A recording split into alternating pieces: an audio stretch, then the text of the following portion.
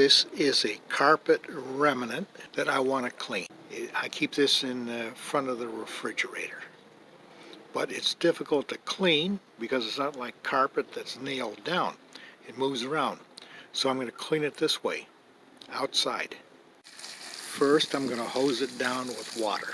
Get it good and soaked in. Next, I'm going to put dish soap on it.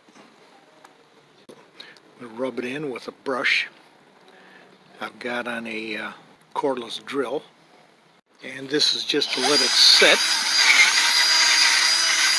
to work it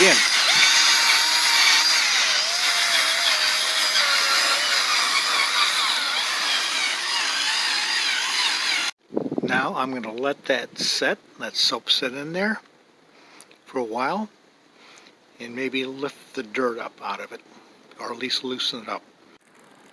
I've let it soak for about an hour with soap. Now I'm going to give it a little water to bring the soap back up, and then I'm going to put the brush to it.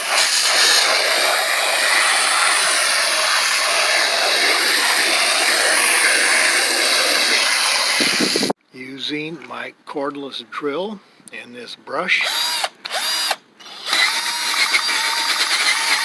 rinse it off and let it dry.